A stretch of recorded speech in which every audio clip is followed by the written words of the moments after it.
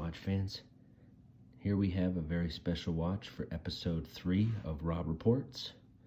And when I say special, I really mean special. This was lent in by a friend of the channel, Chris. It's his personal Grand Seiko SBGH 267. It's an amazing watch that was released in 2018. It's a limited run of 1,500 watches, and is truly a stunning example of what Grand Seiko can put out.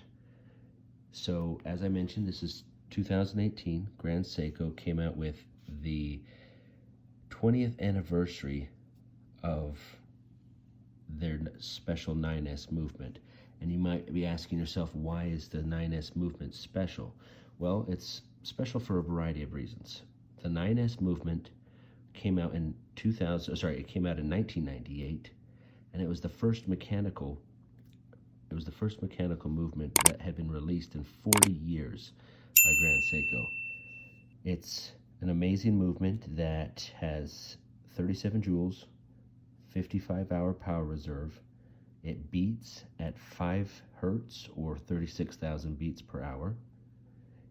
This has stated accuracy, advertised accuracy, as +5 seconds to -3 seconds per day. And as anybody who messes around with Seiko enough knows, that they often will under-promise and over-deliver on accuracy. More often than not, you're going to get better than what they're advertising, whether that's a 4R movement or this 9S movement, anything in between. So an amazing movement, a true workhorse movement, bidirectional rotor. It's got quick set date, great power reserve, good sizing, so it'll fill up a case size. You know, it's really nice to see these mechanical movements almost completely fill up the back of the watch case, rather than just fill in a bunch of filler, some sort of a movement holder to kind of put it in place. But this is a good sized mechanical movement. When we get to it, you guys, you're gonna see a titanium and tungsten rotor. Pretty special thing. It's an anodized titanium and tungsten rotor, I should say, so it's even got a little bit of extra flair added to it. And it makes sense. I mean, this was a special watch. There's only 1,500 of them, and right now I'm purposely trying to not go into detail about this dial, because this dial is such a stunning dial. Many people would say that Grand Seiko are most well known for their dials, and this is no exception there. It is truly an amazing dial. Now, the dial pattern, when we get to there, is a special pattern of the Grand Seiko logo, and also the logo for Danny Seikosha. And Danny Seikosha was the first factory. There was 2 factories that basically created movements and watches for Seiko, and Danny Seikosha created the first high beat movement for Seiko. So they got their logo added in here with the Grand Seiko logo on the dial, which we'll get to. So we'll start things off here with some case dimensions. So we have a lug to lug. I can get this on camera. A lug to lug of about 46 and maybe 47, we'll call it, depending upon how you want to measure it, but we'll go say 47 on the lug to lug. On the case diameter, a very svelte 39.5. I already know what this is, and I can honestly say I'm not a fan, but I understand a little bit. If I can get in there. No, I can't get in there on these. You have 19. You have 19 mil lugs. Not the most ideal, but given that there are a lot of manufacturers out there producing different straps, it's not as hard as it once was to get a 19 or maybe a 21 millimeter strap, especially now that the Rolex Submariners have switched over to 21 millimeter. I would imagine it's going to become a lot easier for people to get 21 millimeter and maybe conversely 19 millimeter, just because of who else is making these different sizes. I'll take this off without trying to show you too much of the watch there. The thickness, one of the kind of the main complaints of Grand Seiko, this one doesn't suffer from that. It's about 13 mils thick. It's really not that bad. There are some amazing Grand Seiko watches, and then you get them and you realize that they're over 14 millimeters thick, you know, tool watch style, but yet they look amazing like this. And it's just so frustrating to see those great watches and then only to be saddled with some unruly thickness. So again, 39 millimeter, great size case, pretty much universal, man, woman, it doesn't matter size. It's not that thick. It's got a full stainless steel bracelet with some really nice polishing. Speaking of polishing, on the case, you're going to see plenty of amazing finishes with Grand Seiko, whether it's the amazing satin brushing, the Zaratsu polishing, and mind you, Chris wears this watch.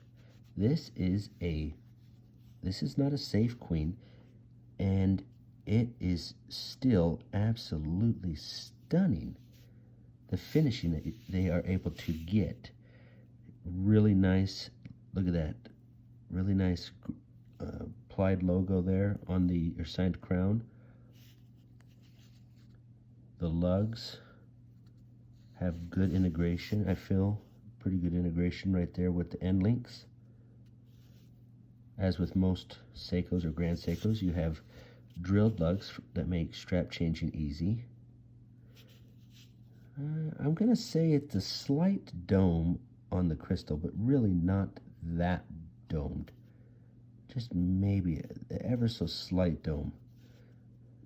Nice little bezel that's polished with the, again, Zaratsu finishing.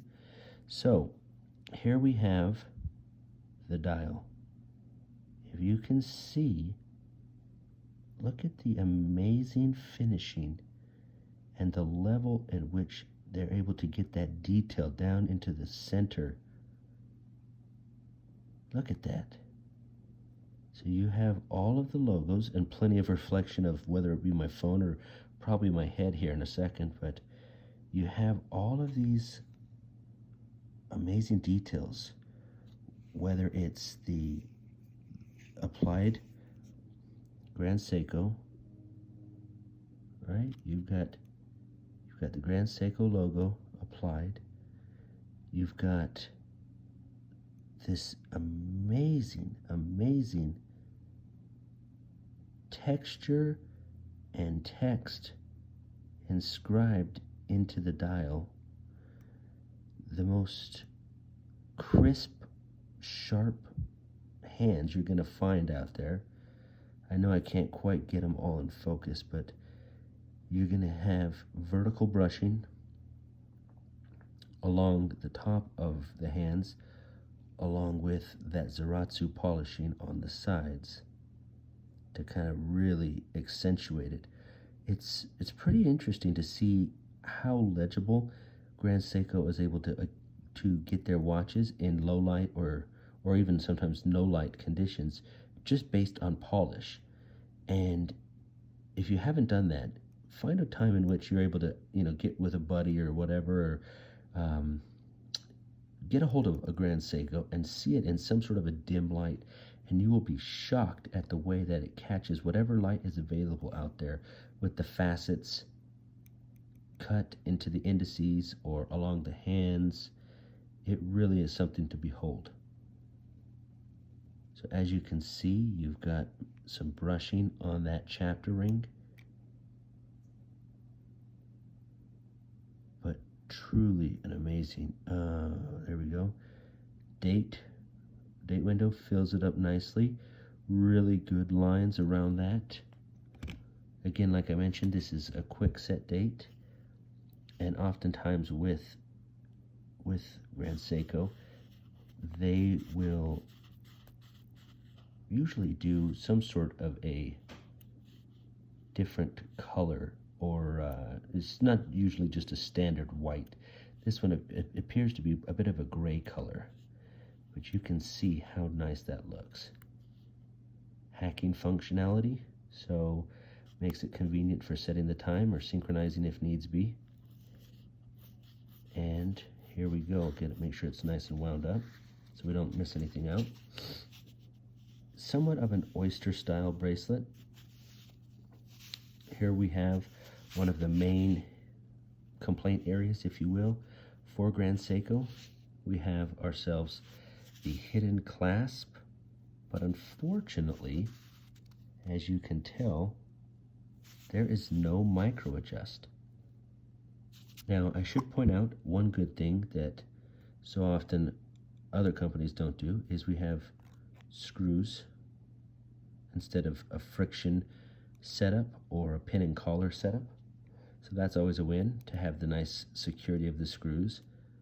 But unfortunately, Grand Seiko, for as amazing as the watches are, they stick with this bracelet for whatever reason. It's got the clasp that has good security, twin button release, so pretty good for security. It's not overly thick, so you don't have to worry too much about how it's going to wear on the wrist. It's not going to take up too much real estate underneath.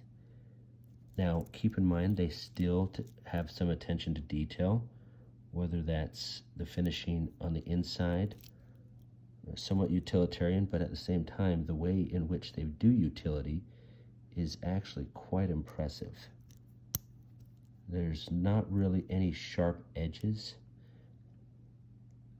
It looks, I don't know if I can get this pulled up, but the edges are just ever so slightly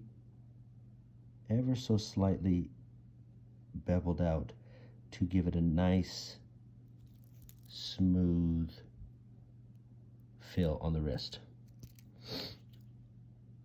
Here we have, again, what I was talking to you about, the anodized titanium and tungsten. So you've got the anodized titanium with the tungsten weights added in there for the weights. Otherwise, I feel just the titanium would be too light. It has the 9S 20th anniversary with the Grand Seiko lion logo there. Limited edition. Really cool. And then you have, it's hard to tell with that full rotor on there, but you have really, really good detailing on the movement. So you'll have to bear with me. I forget what it's called or what Seiko calls it, but they've basically got Seiko's version of Geneva striping on the movement. Again, 19mm lugs with the drilled lugs make strap changes quite easily, and on something like this, I would recommend experimenting to see what you could do with strap changes. It's going to be a strap monster just based on the case design and this dial. It could really lend itself to look amazing on a lot of different dials, or on a lot of different straps.